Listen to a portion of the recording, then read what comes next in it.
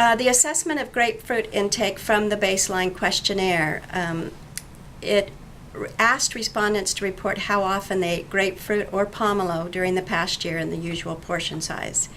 And then total grapefruit intake was calculated by multiplying the frequency and portion size and expressed as grams per day. Unfortunately, we were unable to quantify intake of grapefruit juice as it was combined with orange juice in the food frequency. Yeah. Our study population for this study, we ended up with approximately 1,600 breast cancer cases. You can see the race and ethnicity of the population is quite diverse. We have a very large population of African American and Latina women, and we also have a very substantial number of Japanese Americans and Caucasian women. And who ate the most grapefruit? They all did. Okay. It was and interesting. Southern California. It is. And what was surprising is that it's something that women across all race ethnic groups are doing. Okay. And then we divided grapefruit intake into 4 different categories. Our highest intake category was equivalent to approximately a quarter of a grapefruit per day. Now, generally, people don't eat a quarter of a grapefruit. So that would equate half or not. Half a grapefruit every other day. Okay. And as you can see, 8% of our cases consumed that much grapefruit. The results of our study showed that, and I know that this might be a little bit too technical, but basically the bottom line is that for women in the top category who consumed the most grapefruit, when you just looked at grapefruit alone, not adjusted for how many calories they were eating, they had approximately a 30% increased risk of developing breast cancer. And that trend was statistically significant. And if we adjusted for how many calories they ate, it was approximately a 25%. So pretty much a third to 25% increase. That's a lot. Yes, it is. Yeah. Okay. And all of these relative risks were adjusted for the normal breast cancer risk factors. Right. So the summary of that particular study is that whole grapefruit intake was significantly associated with breast cancer in our study population. Generally, a 30% increase among subjects who consume the equivalent of a quarter or more per day. And we believe it's biologically plausible that grapefruit may increase the risk of breast cancer mediated through the inhibition of CYP3A4. However, the results need to be confirmed in other studies with more comprehensive measures of grapefruit. Right. And these results were published in the British Journal of Cancer in 2007. Well, as you can imagine, this study, the results of this study generated a lot of media attention. Right. This is what they love. And do one thing, and your breast cancer risk will go away.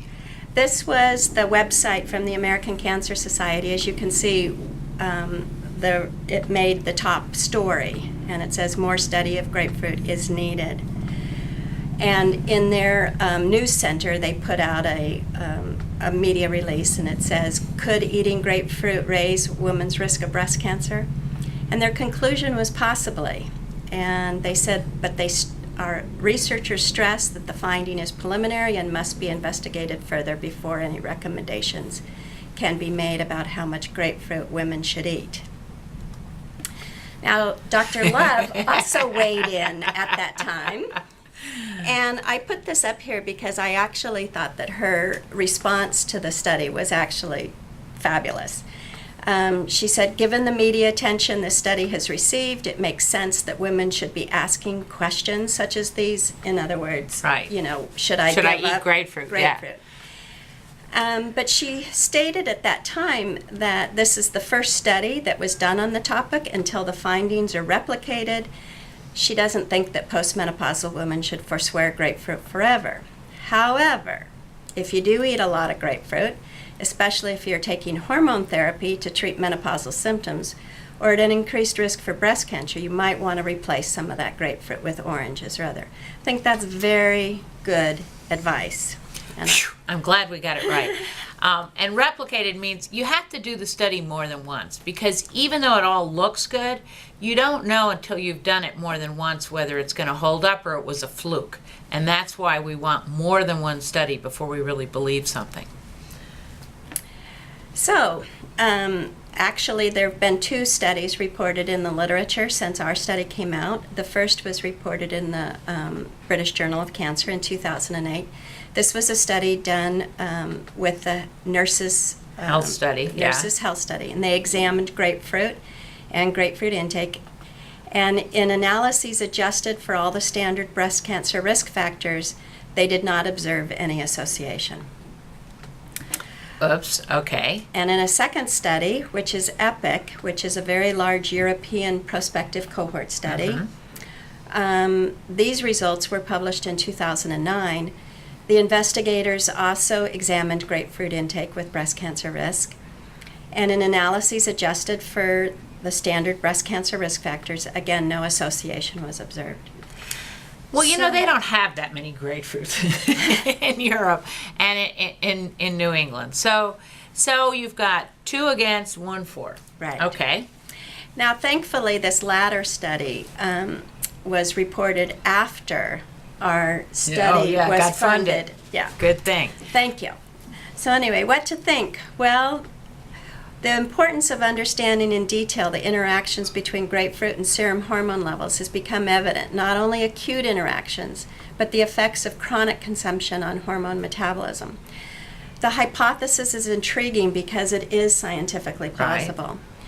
And the research has the potential of having a significant clinical impact of reducing breast cancer incidence. And I think that's one of the most... Right, and it would be something easy. Wouldn't Right. it be nice if we could reduce breast cancer incidence by something as easy as forswearing grapefruit? So, Right. worth looking at. Okay. So my colleague, Dr. Malcolm Pike, and I put in a idea proposal, and it was, again, with the California Breast Cancer Research Program, and it was funded in June of 2008. Idea proposals are supposed to be innovative, developmental, exploratory. They're a high-risk, high-reward grant mechanism. And we propose to investigate the hypothesis that intake of grapefruit increases endogenous hormone levels in postmenopausal women. That means your own. Correct. Endogenous means the hormones in your own body. So that it's not that grapefruit has estrogen, but it increases your own levels because they're not broken down as well. Right. Okay. So you went on to do a study. So the research goal was to establish the foundation for a larger dietary intervention, but we must first understand the logistics of conducting such a study, determine both the best grapefruit products to study and the manner in which blood specimens are collected. The first aim of this study was to determine the effect of chronic grapefruit consumption on endogenous hormone levels. Clearly, chronic intake versus the occasional grapefruit would be the clinically relevant factor in terms of breast cancer risk. And we have data from the multi-ethnic cohort on more than 50,000 women, multiple race, ethnicity backgrounds, showing that for many, grapefruit intake is a regular chronic dietary practice. The second aim of our study was to determine whether different grapefruit products affect serum hormone levels differently. Considerable differences have been observed in the levels of certain bioactive compounds, such as furanocoumarins, in different varieties of grapefruit. And this kind of just is a picture of what epidemiologists are up against in terms of if they want to study grapefruit. You can see that there are a number of different products in which grapefruit is allegedly in, and how many of them are really grapefruit or essence of grapefruit or I don't know what. Anyway. From an epidemiological standpoint, we at least have to consider all these different Indeed. Okay. sources. Okay. So from our last aim was to determine the time frame for an acute effect of grapefruit intake on endogenous hormone levels. So does it happen right away? Does it take a while? Correct. Yeah. And since there was no published data, it was just an intriguing question. Right. Okay, so our study criteria.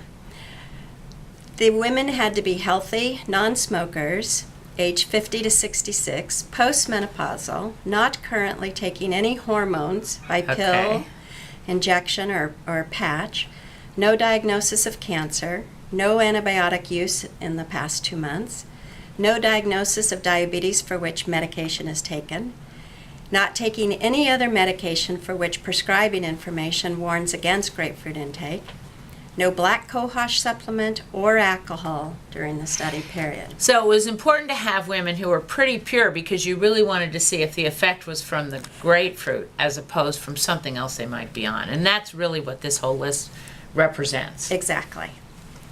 So this is, I'm not going to go through all these medications. This is just a list today of the medications known to be affected by grapefruit intake. Wow. And it's a very large list. Yeah. And at the top, as you can see, it says estrogen. Right, and progestin, yeah. This is the second page Uh-huh. of the number of different medications. This list was assembled by Dr. Basing at the USC School of Pharmacy, and she's been collaborating with us on this study. And I should point out, for those that are thinking about this, bioidentical hormones won't be any different than non-bioidentical hormones for this particular mechanism because it has to do with how the hormones are broken down by the body, and grapefruit interferes with that. So it doesn't really care where you got them from, whether they're the ones your own body made or whether they're pills you're taking or whether they're creams. It doesn't really care about that. Right.